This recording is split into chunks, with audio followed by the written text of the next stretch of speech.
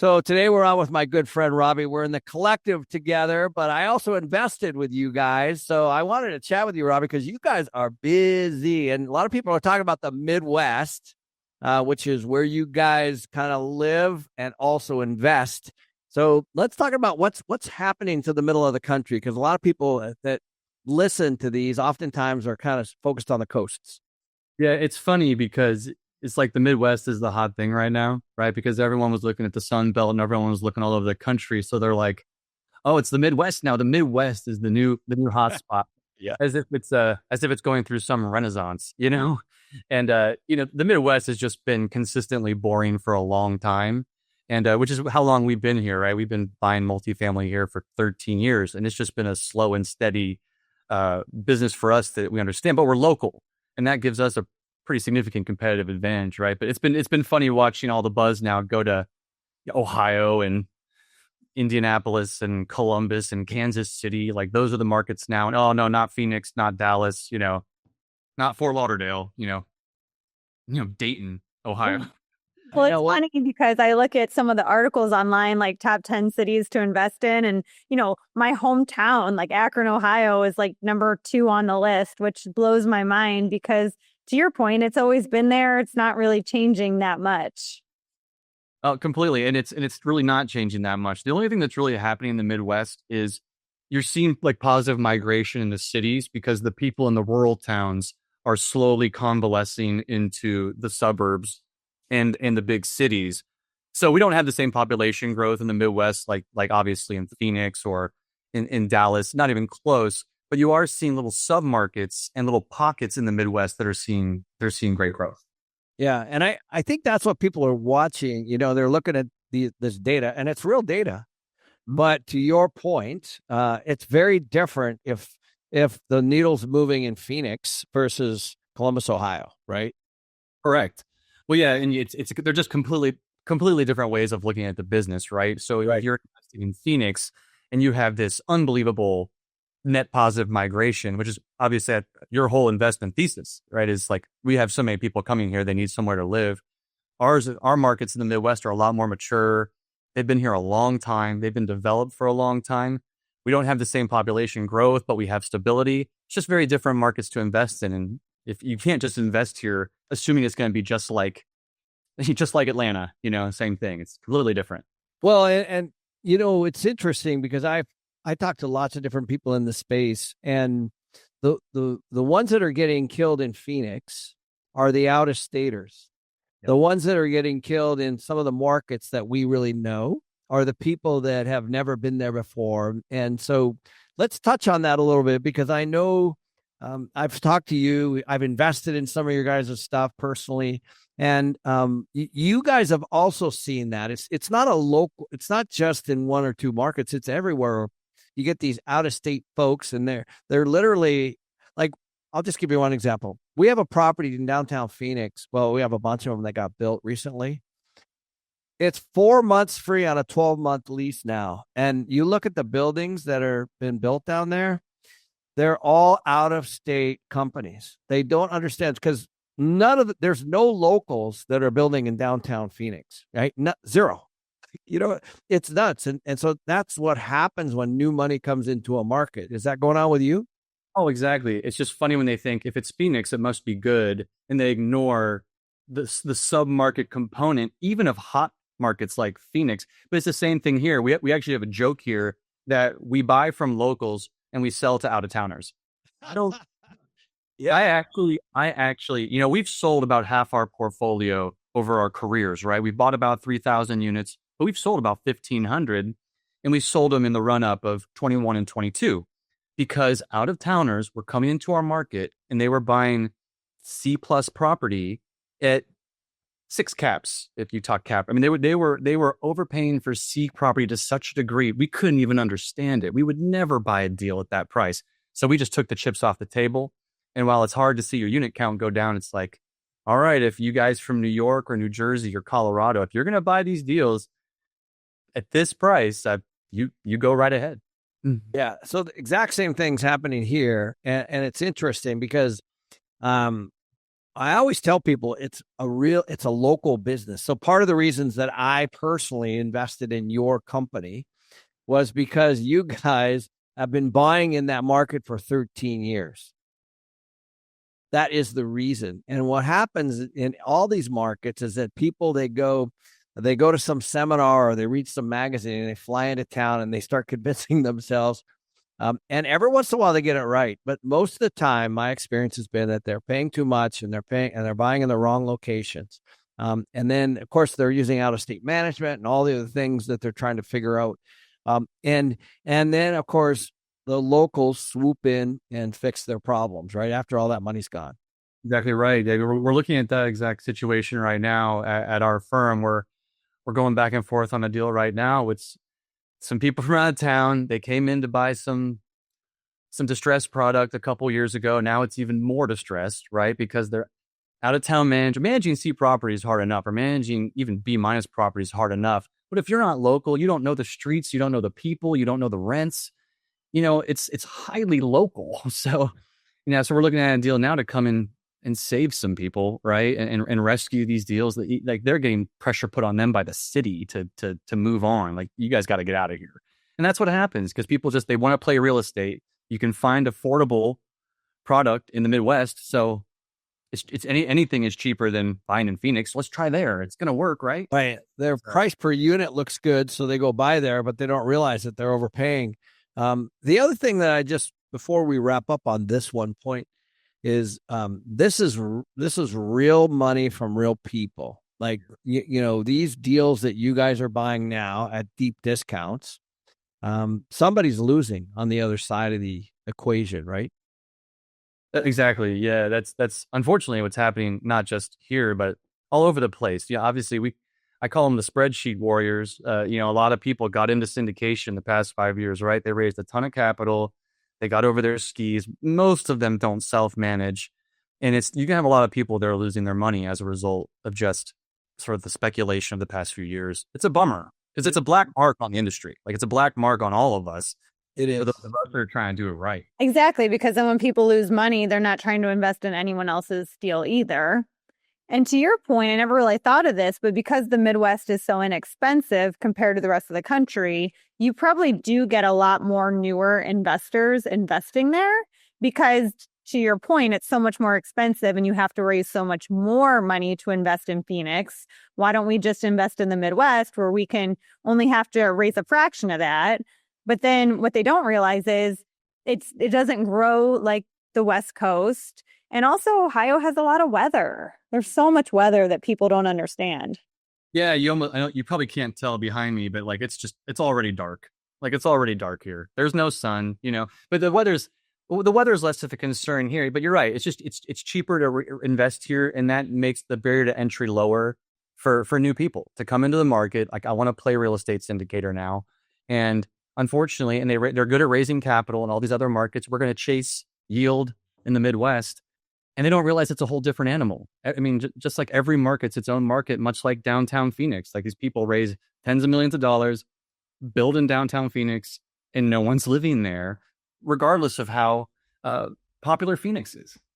Yeah, and I think what we probably need to hammer home there is you guys in the middle of all this are doing very good deals.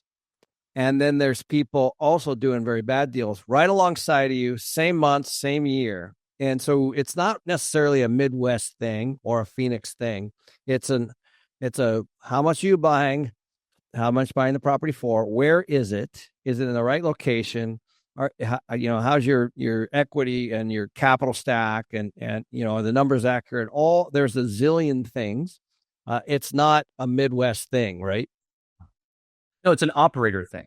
Yes. It's an operator thing. Like, a lot of investors just don't realize how important the operator is. They look at this, they look at the offering, they're like, oh, what a beautiful deal. It's so shiny. Look at the IRR, look at it. It's just so beautiful. Look at the renovations. They don't realize that, someone has to execute this.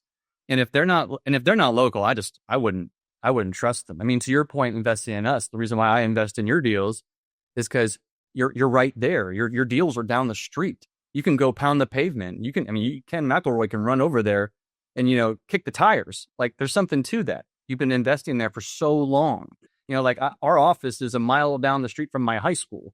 Like we know this market. Like we know this market more than anybody could ever know from New Jersey. Like, and yet they still throw money out here like it's going out of style. I'll tell you a really funny story. Ross and I owned a building in Houston, Texas, and it was smaller on the small side, like 145 units, and that's a tough size, right? When you look at payroll and everything, and we said, oh, let's spend a little bit of money and see if we can value add these. It was like in the 2000 old, built in the 2000s, so it wasn't that dated, but we said let's spend a little bit of money. So we did 4 units, and we spent about 10 grand a unit, and we tried to raise the rents. We couldn't raise the rents, and we did everything we could. We looked at the expenses, and we just couldn't move the needle, right? So we said, let's roll this into something else. So we listed it, and it got under contract with a big brokerage, and somebody put it under contract. So now we're the seller, and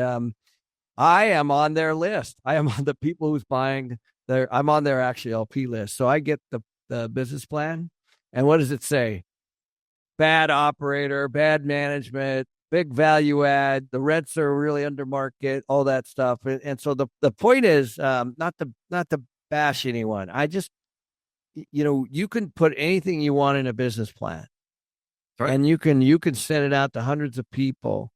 Now maybe they did fine on it. I didn't track it after we sold it, but we sold it for a lot more than we probably should have. And they bought it, and they capitalized it, and they raised it. But I know from my own experience that they're not going to be able to raise rents like they said they were going to be doing the business plan. And they're certainly not going to be able to cut expenses like they said they were going to do in the business plan, because I already tried that with my 30 years of property management experience. And so, you're going to, and so for those of you out there that are listening, they're investing in deals. You're investing in the operator. What Robbie said was right. When things are too expensive, that's the time when we pushed pause. Like you guys exited, we pushed pause for a couple of years. We didn't buy anything, just like you, right? That's right. Yeah, we sat on our hands. It's the hardest thing to do as an operator, is to sit on your hands, especially when you have willing capital. And then that's the responsibility, GPs like sponsors like us have, right? Because people trust us. But when things are too hot, you have to sit there and just. I know it drives me nuts. Like, I got to be honest. So especially when you have the money in your wallet and you're sitting there and you can buy anything and you don't, that takes discipline. Yeah. When we just had that situation a little bit recently, we walked away from a project recently that we really, really liked. Absolutely stunning project. It just would have been something that would have been so great for our company as we worked to come up. It just got a little tight for us, and that doesn't mean we couldn't have raised the capital. We could have put it together. We could have closed it. We could have just thrown it into the portfolio and crossed our fingers. But, people trust that you're not going to do that. That's the level of responsibility that a lot of sponsors and syndicators don't actually. That's right. And that's why the LPs keep coming back after 13 years, Right. It's trust, man. And you have to honor it. You're only as good as your last deal too, right? Like you have to keep that same level of precision going. So Robbie, let's chat more about like tariffs and everything. Is that affecting your business at all so far? Or are you concerned about that? Well, we're definitely concerned about tariffs. If anything, we're concerned about the way the market's reacting to tariffs just as much as we're concerned about the tariffs themselves. As it relates to tariffs themselves, steel, lumber, aluminum come from China, Mexico, Canada. So clearly it's a concern, whether it comes to CapEx for us. We're not doing new construction right now, but it would definitely impact that, right? But then we're also like looking at our CapEx budgets when we're looking at acquisitions. Yeah, we have to put a buffer on it. What's tough right now, it's that, and this might be stating the obvious, there's like a lot of cross currents right now. So it's really hard to get guidance on what's actually going on, because the jury's out on whether tariffs are actually going to happen, like they're happening. Now they're not happening. Now it's China, but maybe not China, maybe not computers. Like there's so much going on with it. It's really hard. None of us banked on a trade war either. All right. We weren't sitting there like, yeah, Trump's going to do a trade war. And like, it's not political to me at all. I'm sure everyone thinks it's for the best of the country, and that's fine. But it makes it hard for the rest of us to budget next, right? But not to belabor it, but if the tariffs are gonna let's say inflation and rates at the very least stay where they're at. That's just going to keep housing frozen, right? It's just going to keep everyone frozen, which is just going to make rents go up again, especially as the new supply shakes out over the course of the next 12 to 18 months. So I feel like I'm in a bad relationship. yeah. I mean, what is he going to say next? I don't know. I don't know. I don't know. I mean, what's funny is he's doing exactly what he said he was going to do. Yeah. So I don't know, like, but we're all surprised, right? Because we thought it was probably posturing and not really like every country in the world's going to get tariff Pissed off at us. right. And now everyone's furious at us. And again, I'm not a tariff expert, nor am I an international diplomacy expert. So maybe this is the right move. But as it stands today, for those of us in real estate, it's very hard to find stability. When we were chatting about the interest rates on our live the other day, and, Robbie, do you see interest rates going up or down with these tariffs? Oh, my goodness. My guess is going to end up being as good as yours. Okay, so tariffs create inflation, which people are suggesting might happen. Well, if we go back into inflation, then your only thought is they're going to raise rates, which is doom, right? Because so many people are banking on rates coming down. The survive till 25 thing in the multifamily space is becoming what's the 2026 saying that everyone has to survive until 2026? Then it's going to be 2027 and right, 2030. Like, how long are the banks going to pretend and extend for all these people? The biggest problem with the interest rates, obviously, is the single family housing market, which puts stress on everything else. If we can't get some relaxation of mortgage rates, everyone's just going to stay in their homes. And so no one's building anything. So it's just going to make the affordability issue consistently worse until this loosens up somehow. I mean, what do you guys completely agree with that. And that's why I keep saying, we need a balanced housing. What that means to me is people should be able to afford a home, and they should be able to afford rent. Right. And then we should have some stopgaps for people that can't do both, and some policy around those kinds of things. Right now, home ownership is certainly people are just struggling with be able to own a home at all. And so it's pushing people into the rental market. So they can't see it right now because so much supply has hit the market that was started a couple of years ago. And so it's keeping rents kind of flat. We're starting to see concessions. And this is just the pig moving through the python, really. Mm-hmm. But then, as you know, Robbie, come 2026, toward the tail end of 2026, when this stuff's absorbed, 27, 28, 29, the gloves are going to be off again, and these renters are going to be screaming. Yeah, it's going to be a mess. It's going to be a mess because then you're going to start to hear all the rhetoric about rent control, because It's inevitable that there's a supply chain, or I'm sorry, a supply issue for not for single family homes. Right now, the mortgage is double the average rent right now. It's not even insane ballpark. And unless there's some sort of like loosening of the housing market, it's going to get worse before it gets better. And who knows what the politicians are going to do at that time? I have no idea. Well, and do you think that the Midwest being more affordable, do you think that that's going to continue to make it a growing market?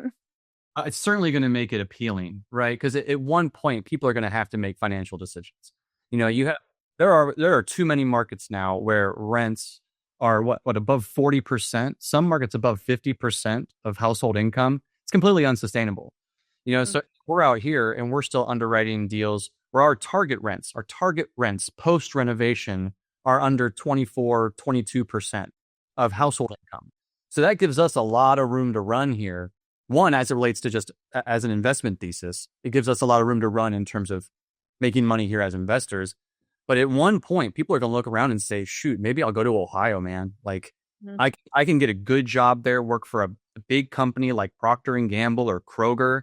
I can buy my starter home for $325,000, or I can go rent a nice 2-bed apartment for $1,550. It's going to look pretty appealing despite the snow. Yeah. You bring up a really good point. I think we all knew there was a time when, like, if you moved to Honolulu, your rent would be 50%. If you were in New York, certainly in that ballpark, Seattle, LA, those were always markets that people kind of knew what they got before they went there. Now, to your point, Robbie, it's creeping up everywhere, right? Like Phoenix is not supposed to be that, right? Like, Las Vegas is not supposed to be that. And so they're like, gosh, if I'm going to do that, I want to be in some special location, right? Like Hawaii, as an example. So, and of course, it is a supply and demand issue there too. Those are all supply constrained markets with high demand, where there's people moving, and which is why you see that kind of rent. But now it's creeping up in the burbs, right? Yeah. I mean, it blows my mind that almost everywhere I look at for a 2-bedroom, 2-bath now is about $2,000. Yeah, yeah, right. Go ahead. Remember when it was 1,000? Yeah, like that wasn't very long ago. No, it feels like a lifetime ago. Like where was 2013, 2014, 2015, and all of us. I mean, I'm sure that's how it was in Phoenix too. Around here, people were renting their 2 beds for $650 to $750, and now they're $1,500. And at one point, the income runs out. And then what's next? And then what's next? And we were looking this morning on our live. I was comparing like inflation and trying to get prepared for our live this morning, and I looked what was the value of the dollar in 2008 compared to today, and they said $1 in 2008 is $1.49 today, 17 years later. And I thought, wow, like almost 50%. Now it's still $1. So if you had that dollar in your wallet in 2008 and you have that dollar in your wallet today, it's still the same $1, but it buys you 50% less. Isn't that crazy? Isn't that nuts? Crazy. It's just you feel so bad for the generation coming up. Yeah, like you feel bad for them because a lot of people are asking the question, like, do you think the younger generation wants to buy homes? Like, is it still a priority for the younger generation to have homes?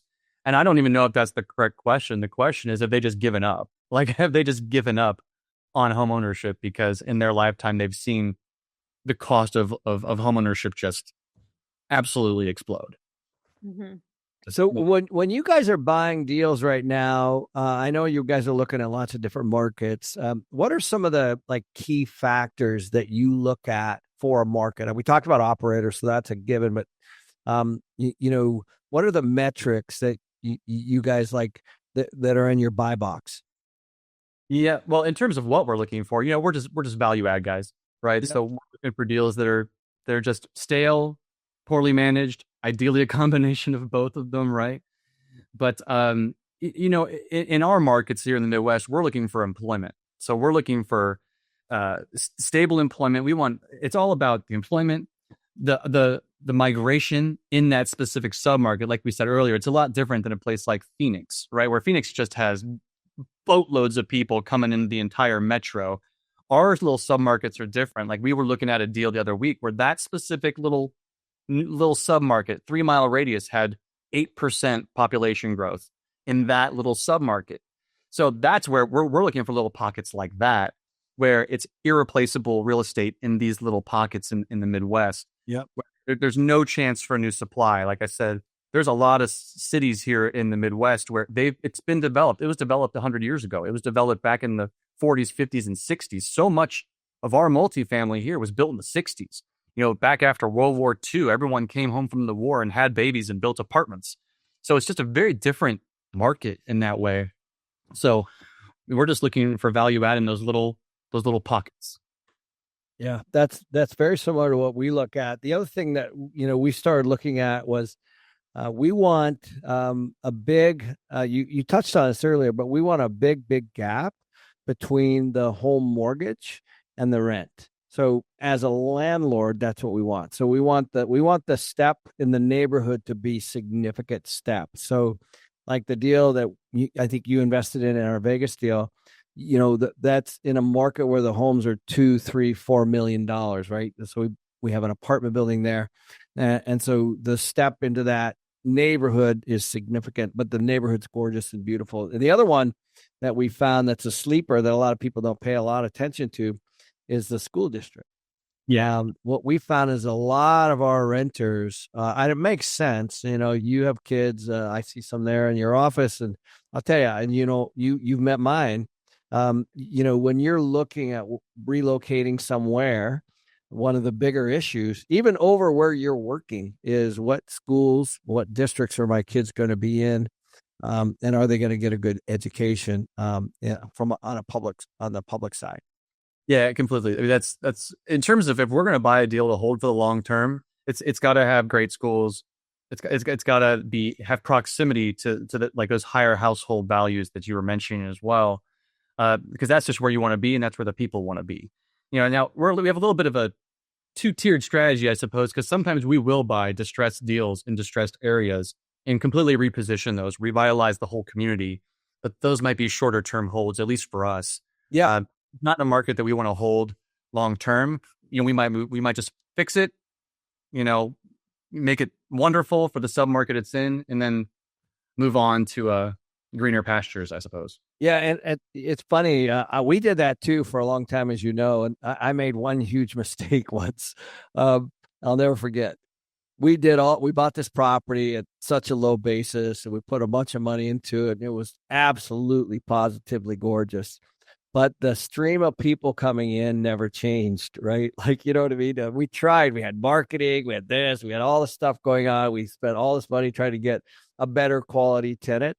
And finally, Ross and I just looked at each other. We said, you can't change a neighborhood, and no matter what you do, and you can over improve. And so I know you guys have done this very successfully, and so have we generally, but I still go back. I still think of that one thing all the time. I'm like, there was a big project. It was 200, almost 300 units.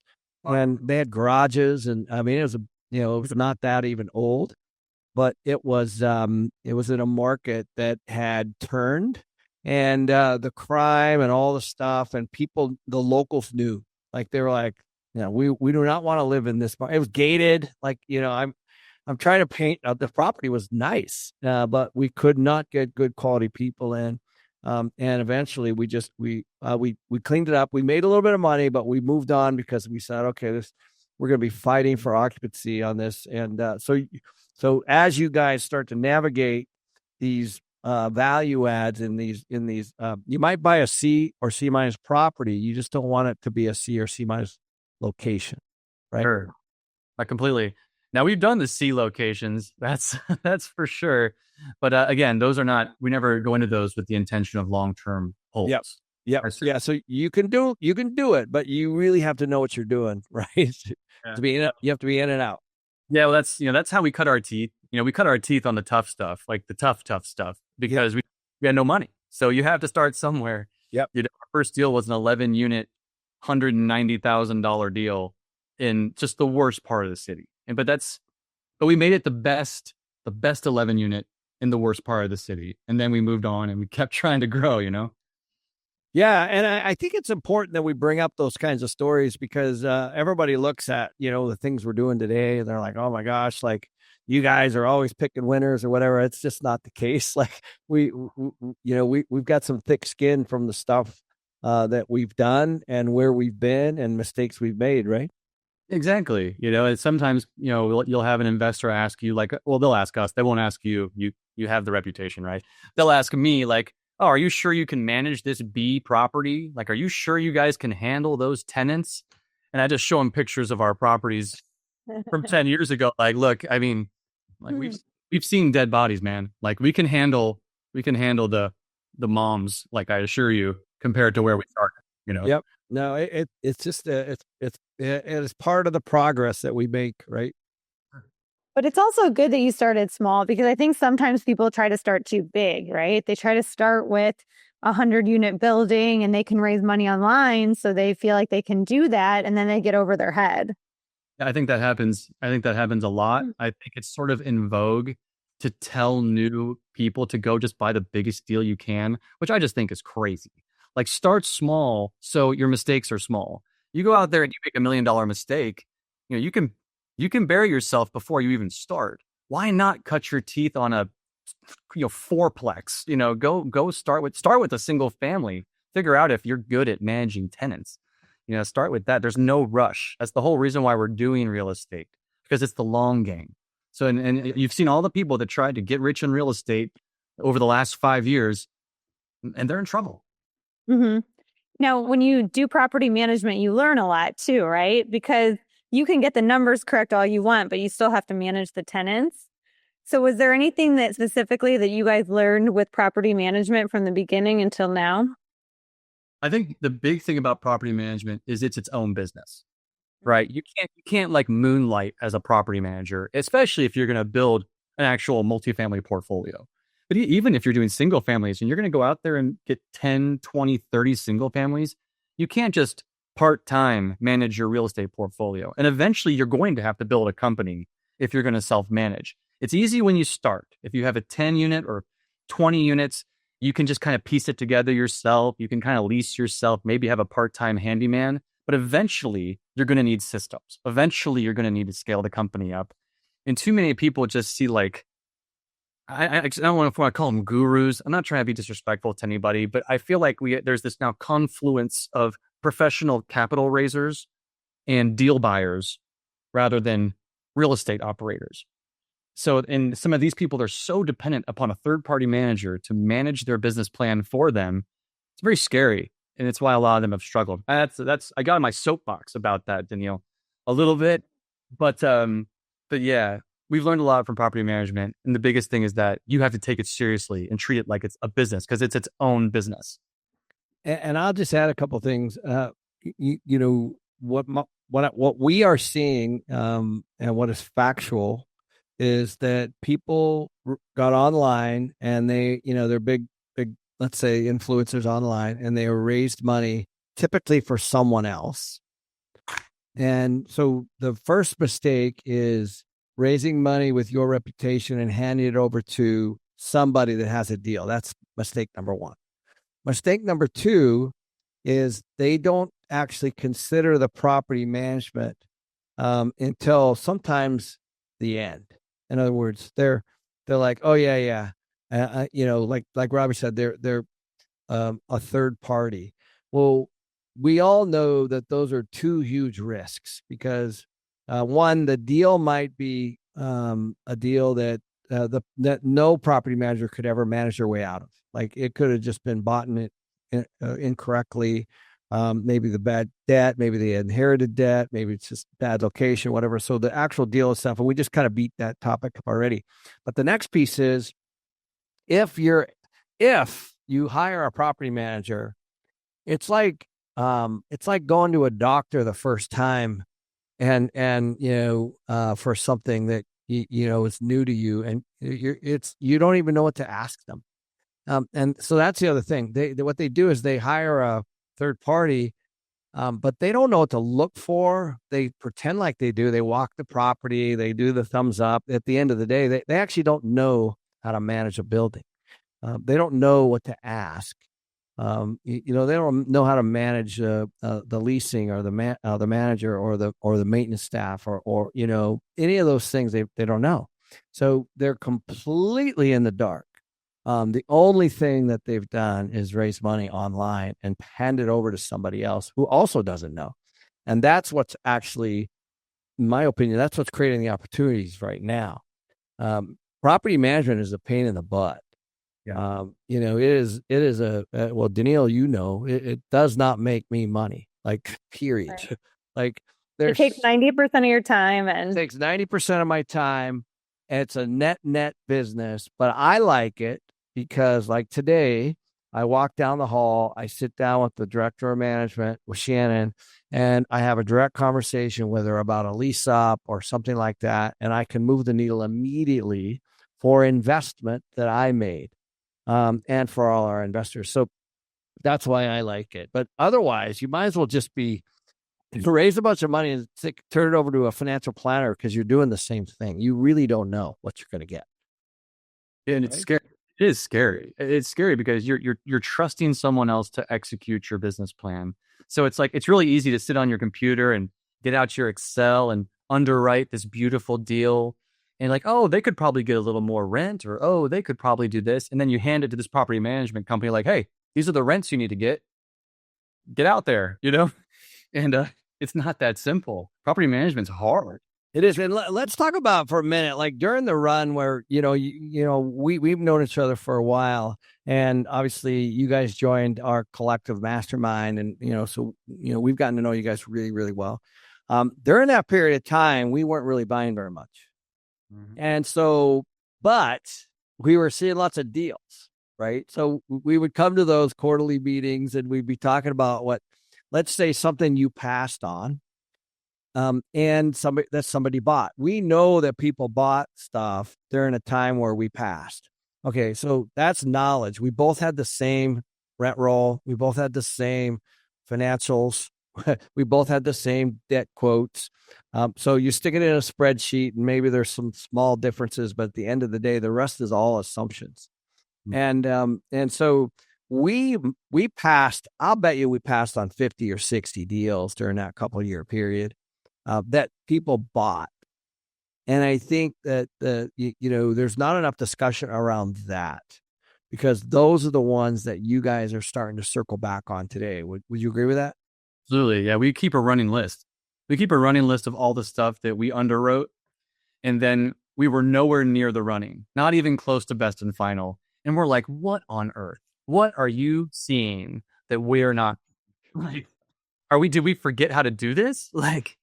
But so we just keep a running list, and it's going to be an acquisitions opportunity for everyone in our space that played it safe and kept dry powder, because opportunities are going to come from that. So people that are listening just need to decide on what side of the desk do you want to be on. Do you want to be on the side where Robbie's waiting to see what's going to happen because we already know that you overpaid, which, by the way, everyone knows. Everyone knows. Everyone knows. The question is how long, and can you hold on? Yeah. If you can't, then we'll be there to solve that problem. Yeah. Happy to help. Just call me up. Call me up. Yeah, but that's you combine that with the fact that a lot of these people took on too much debt. They levered the heck out of these things. Obviously, the short-term debt thing happened, and then the rates. Everyone knows that whole story, what happened to everybody. But yeah, and if people don't get some relief relatively soon from rates, it could get a little dicey out there. It could be. And the other thing that nobody really talks about, and that's why I say 2025 and 26 is going to be the year of the short-term property manager, because the GP is just going to continue to fire property managers and point to them until they run out of that excuse, right? Right now, you could point to interest rates and some of the other things. But I know for sure that there's plenty of deals. I've seen them 75, 80% occupied in markets that are 90, 95%. Very poorly run, high bad debt, which means the people are skipping out. They're not collecting a lot of rent. They're spending a lot of marketing costs because they can't run the buildings and they can't keep them occupied. And so there's all that stuff starting to show up now. And what they do, the first thing that they do is they fire the property manager. They send a letter to the LPs and they say, okay, we have a new manager in town, and they did this, they did that. When at the end of the day, that could be true, by the way. I mean, it could be that they did not do a good job. But the problem is that they don't know how to manage them. Mm-hmm. Right? Yeah, it's funny. That was one of the biggest things. Not to plug you, but that's one of the biggest things I took away from your property management book. Not to sound like a fanboy, but when I read your ABCs of property management, it's one of the first things I actually took away was, one, property management's hard, but two, if you don't know how to do it and you trust a third party to do it, you better learn how to manage them. You have to. You're going to fail either way. Correct. There's a lot of ways to fail when you're trusting someone else to execute your business plan. And that's what we're starting to see now. That's what we're starting to see emerge now. Is that, and by the way, I know a lot of syndicators that started their own because they thought that was a good idea. And I was like, you guys are out of your minds. Like this, there's so much work and so much overhead needed to be able to run this correctly that that 3% management fee or whatever you're getting on these are some larger projects. It maybe breaks even, right? It's hard. At best, it breaks even. It's inglorious, but like we tell our investors, as I'm sure your investors believe the same thing. It's just, I mean, I would love to have a third party do this for me. It'd be great. You just run my property, send us all checks. I'll live on the beach. It would be great. Fly around the world raising capital. But in all reality, no third party manager is going to manage my property the same way I am. Right. No one, they don't care as much. They're not going to recruit as well. There's just no chance. And then it makes underwriting for me, when we're looking at new deals, so much easier that we manage in-house because I can actually give accurate expenses. The fact is, right, like, straight from the people down your hall. Exactly. Yeah. So it gives me so much more confidence as an investor myself that we self-manage. And I can come across, obviously, more confident to our investors because I'm like, look, if I have to lease it, I'll go lease it. I'd rather not. Yeah. Look it out there. I'll get out there. Well, that's actually another really good point. Like my employees know that we're going to be owning and managing this. And so when I send them out to do due diligence and I say, did you verify the rent roll? Did you go through all the leases? Did you walk all the units? Is this accurate? What is the market? Did you hit 5 or 6 or 7 buildings in the area? Are these rents, is this the right number for a 1 and a 2 and a 3 bedroom? And are there concessions and all those things? And if they look me in the eye and say yes, then I remember that conversation. Then when I walk out there and, we're at 90% occupied, and I'm like, what the heck? Yeah. And, and then I go back to that and I said, you verified all this stuff. And, and that's how you manage. I'm not saying that was right or wrong. I'm just saying, but that is the power of having it in-house because they're also doing our due diligence. And that's what a lot of people made big mistakes on. Yeah, I agree. It's just, and people romanticize real estate investing. They want to feel like it's a free lunch. Like, oh, I'll just buy this property. It goes up in value. The last 5 years or 6 years have really warped people's understanding of real estate. Of course, like during 2021, properties just lease themselves. You could be the worst property manager, and there was such a shortage. Everything, we were like 98%. Right, let's keep raising rents. We must be really good at this. Like, yeah, exactly right. So good at property management. And of course, the last 2 years, as things have tightened up, it's been really good for us because it shows us where our weaknesses are. So we've been doing huge internal operations, audits, and adjustments here to tighten up because we even, I don't want to say we drink our own Kool-Aid, but a little bit. I mean, when you're blowing out your rent projections, you kind of start to feel like you're really good at this business when in reality, it's a very unique market. Yep. It was the market, not us. You're right.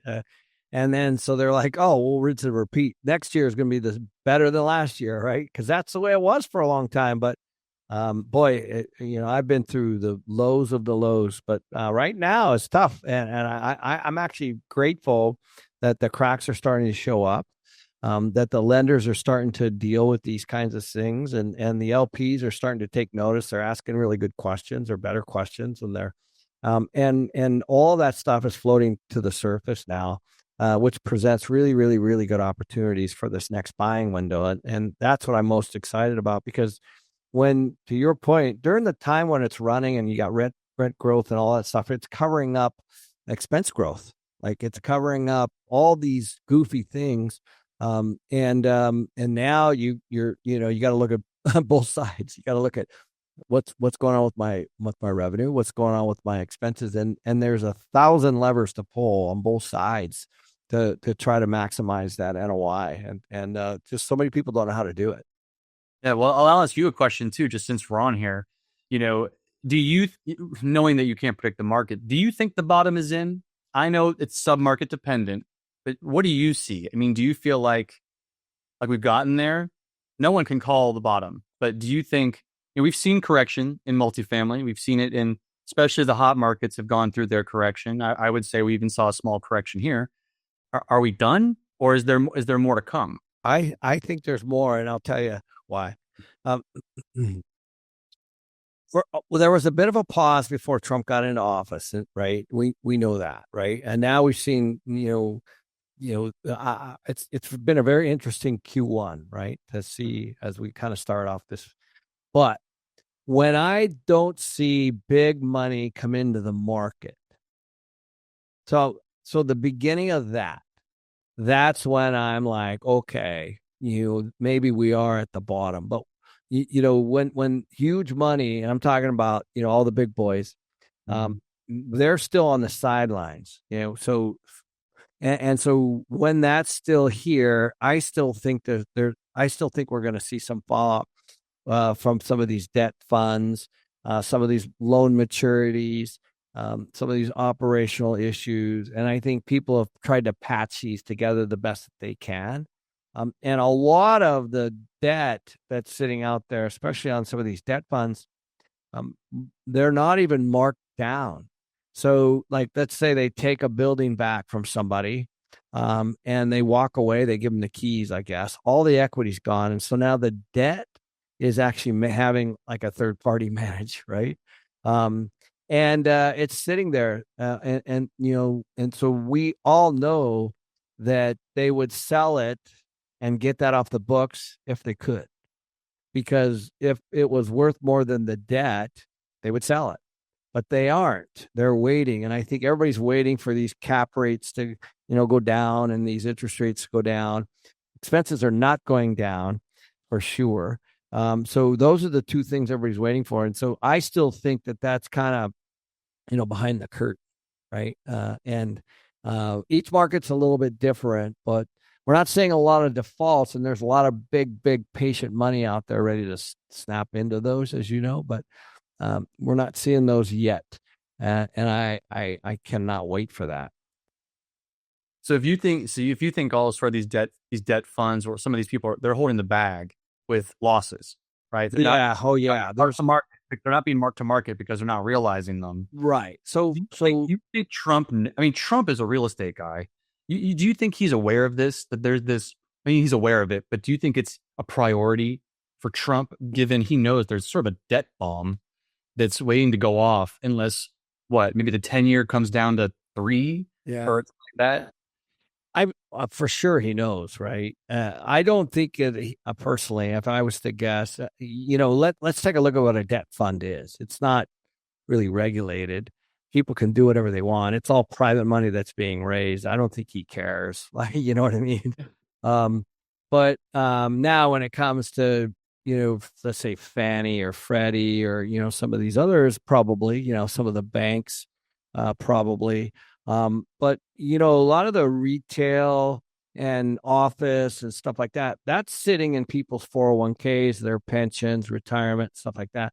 So you're not going to really see I don't think you're going to see the shakeout. And basically they're like, oh, who cares if the 1% loses, some money, right? Like if you're accredited and you take a hit, like, I don't think anybody cares about that, to be honest. So I think that's going to make its way out. I think the bigger issue is going to be on the consumer side, right? Like, call it the single family home side, which I don't see any issues. We're still undersupplied. The prices of homes are still going up. Not a lot, but it's still going up. Even though the number of listings is going up, the days on market is going up, we're still seeing price creep up. And so I don't see a rental housing issue, to be honest, much. I see these small little groups like ours that have been severely impacted all over the place. But I think, you and I are in the greatest positions because you guys have been doing this for 13, 14 years. And, we've been doing it for 25 years. And so, we're going to be the recipient of those. That would be my guess. Yeah. I disagree. Yeah.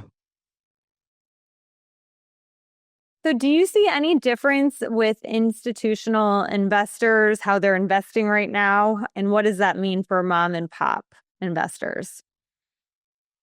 Well, I think they're mostly on the sidelines, right? As based upon what I've seen, you don't see them as active right now. And I'm not an expert on the institutional investment side of things, obviously, but I'm not sure if they're just sitting there with dry powder waiting to act or if they're licking their wounds. Like I'm not really sure what they're doing, but I do know that if they're on the sideline and that there's going to be a little window here for moms and pops, people like our firm to go out there and find either, whether it's institutions buying single family homes or institutions buying big multifamily deals, they're slowing down. And it's going to provide an opportunity, especially for people that really understand their market. Understanding your local market is the greatest competitive advantage you can have, because there's just no one from Manhattan that's going to know your little pocket like you will. So I think that's an opportunity. We were just looking at a deal here recently that I think in any other universe would have been just scooped right up by an institution. They would just shove it in their portfolio and just never think about it again. But it actually like kind of trickled down to regular people like us, because they're sitting on the sidelines right now. So I think there's going to be an opportunity here.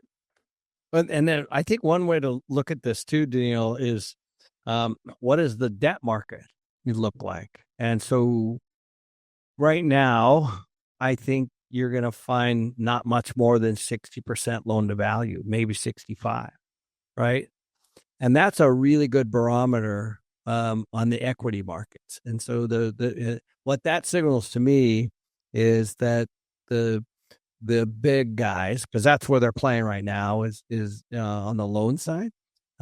They're being super conservative. They still have money out there. But when you start to see that get up into the 70s, even past the 80s on the debt, that's when actually, we start to see more issues, I think. So that's another good way to look at it. It's not just the equity, but also on the debt. Speaking of LTVs, I'll just ask a question to you, because I'm sure you've heard about this discussion of taking the agencies private. Yeah. I'm not sure how many times you've talked about it on here yet, but I'd really love to hear your thoughts, because if that happened, the escape hatch for all these people to get cheaper agency debt would go away. And you just wonder, is that real? And yeah, I was actually having this conversation with Charlie today. So that's definitely being discussed. We just did a deal that, as 35-year amortization. We locked our 10-year at 4. So we a week later we looked like a bad move, and a week after that it looked like a great move. So I mean, you can take a look at these things all you want, but our active rate is still in the low 5s. 5 years IO. So I don't know how a private group can compete with those kinds of terms. Maybe they can. But gosh, the only thing better than 35-year AM is HUD, which is also government, and that's 40, which, we're doing a HUD deal right now at 221 D4. And so those longer terms are good. And so that is interesting. The guy that used to run Pulte that's who Trump appointed to take a look at this. So he's a real estate guy. I think that's good. But I think that is an excellent discussion for later, but I don't know yet what that would mean. And it just, can you imagine how hard that would be to unwind that? The amount of people that were banking on a 5.5% refi, and now it's 7. It would blow up half the deals that have happened the past couple of years, right? I mean, we just got some quotes on a Fannie deal, and it was 5.25. Yeah. And now we're looking at a distressed C deal. Obviously, the agencies won't touch it, so we're looking at bank debt, and that's up at like 6.75 and 7. I mean, it's a 9-day difference. So that's actually what I'm talking about. Exactly right. I mean, we're doing deals in the low 5s. A lot of people don't realize that, especially if you're in the single family space. We're in the mid to low 5s all day long right now but now low loan to value. Like, what are you getting on that? Are you under 60 or right around 65? 65. Yeah, 65. Yeah. So, as that's about as high as you're going to get. Yeah. And when it moves an extra, up to 75, then you probably which is lowers your cost of capital going in, but it also, you should start taking a look. That means that the economy's probably a little better, and the banks are loosening up, some of the requirements. Yeah. Yeah. The local lenders, the local banks, they'll go a little higher, at least around here. They'll give us a 75 loan to cost. That's But excellent. Yeah. We're not seeing anything like that. well, we have a pretty good track record here, you know? Yeah, you do. Yeah, no, I'm telling you that, you bring up another really good point. Like, those local relationships and a track record are the reason.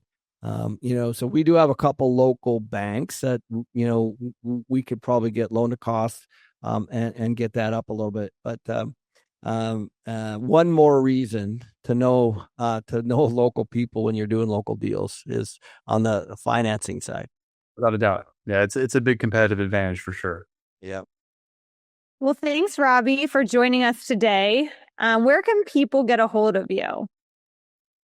We just, our website is vrec.com. That's vrec.com. Or I tweet. I get on Twitter. So okay. Actually, yeah, if you want to say hi on there, it's actually Robert Hendricks is my username.